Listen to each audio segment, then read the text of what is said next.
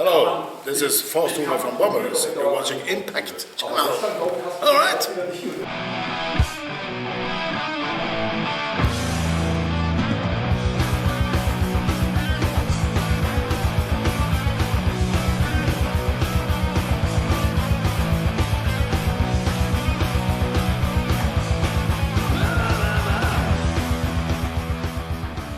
Greetings everyone, we're here with Tore from Bömbers.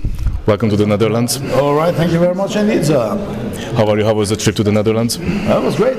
Everything went smoothly so far. Mm-hmm. So we have 3 gigs here in Holland and 2 down and 1 more to go tonight. Mm-hmm. What made you form this band, triple band Bömbers, back in the day? It was all 3 of us childhood friends, you know, and all of us were Motörhead fans. So it was one day in the spring of 1996. We were at a local pub where we live in a village of Lysekloster, and after the pub closed, we went to the drummer's place to listen to some Motörhead, No Seat to Hammersmith, and then we said, hey, we all knew how to play instruments vaguely, and let's why don't we just play some Motörhead songs for fun? And then the ball started rolling. So this was the first rehearsal was in May 1996. So it's been a few years. How would you describe Motörhead's legacy? Motörhead's legacy is, well, it's for me it's like the truth and way of life. Everything you need to know about life's mysteries are in Lemmy's lyrics, and the music, everything. It's like an element that belongs to my soul, to put it that way. So the legacy of Motörhead, I think, will echo in eternity. They have earned a right in the history of rock and roll, and it will be there for as long as we can think, I guess. Yeah. Can you recall the very first time you heard Motörhead?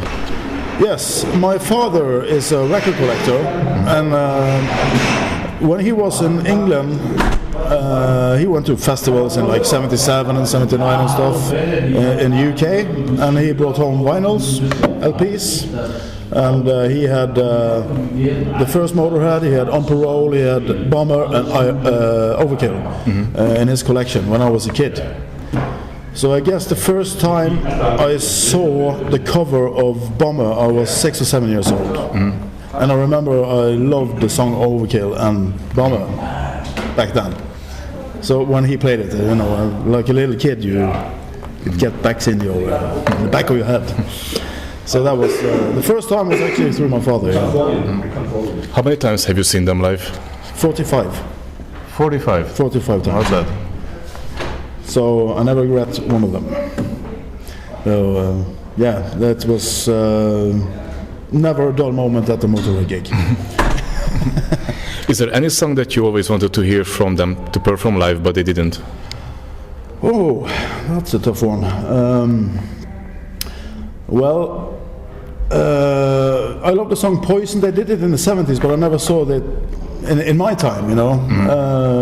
And also, there's a song we used to play in the very beginning called Vibrator from the first one. Vibrator! That one I never heard, so those 2, yeah. Did you have a chance to meet any of them? All of them. Met Lemmy probably 20 times, and Mickey D a lot of times. Never met Filthy. I never met Pete Gill, but I met Fast Eddie Clark and Mickey D and Phil Campbell. Versal I also met.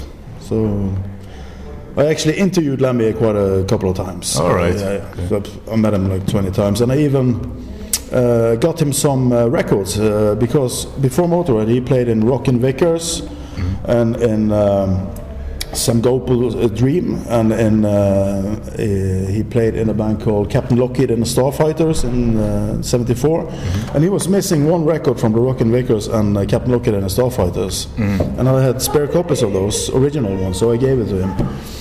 And after that, I never had to pay for a Motörhead show again. I was put me on the guest list. Awesome. Do you have any special fun memory with any of them? Oh yeah.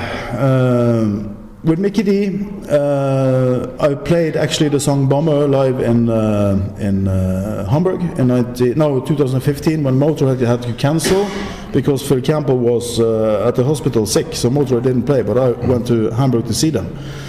So I thought, what the fuck do I do? I went to see Holy Moses at the Motörhead, and then suddenly I got a call. Hey, are you in town? Yeah, Mickey D is down here in a pub and he wants to play a Motörhead song or two. Can you do it with him? Okay. So we did Bomber there at the St. Pauli Rock Bar, and well, yeah, Lemmy. I got to follow him to the stage once from the backstage, and that was pretty huge, you know. Tim Butcher was busy with him, his bass tech, and I followed him from his dressing room to the stage at Bang Your Head in 2005, I remember.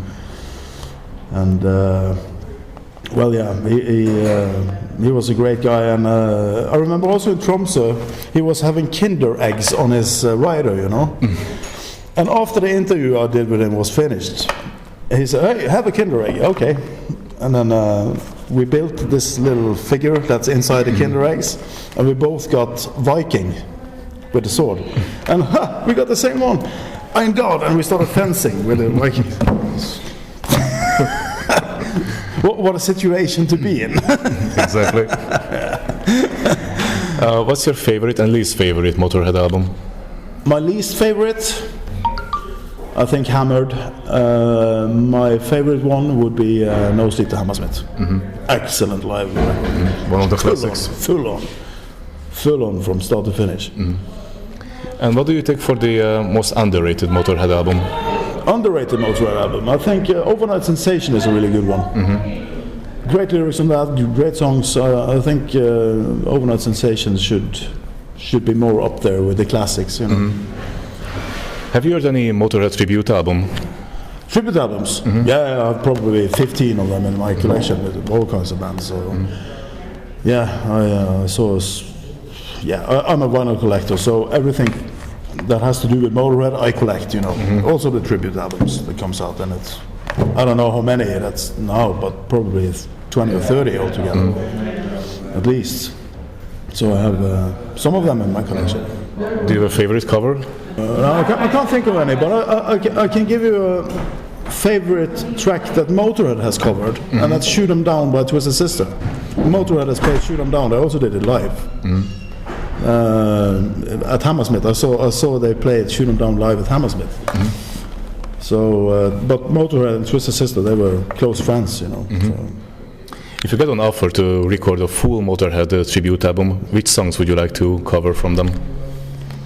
Well, probably the ones we do live, mostly. You know, the classic ones. We already did record a single back in the day, but for me it would be like, of course, the classics: Iron Fist, Orgasmatron, Overkill, Ace of Spades. Yeah, all the classics, and of course a few deep cuts as well. I would like to record, for example, the song "Poison" that I like. Yeah, poison, poison. That's a great one. And what other deep cuts? Probably. Yeah, I love the song "Overnight Sensation" also. I think it's great. Cool.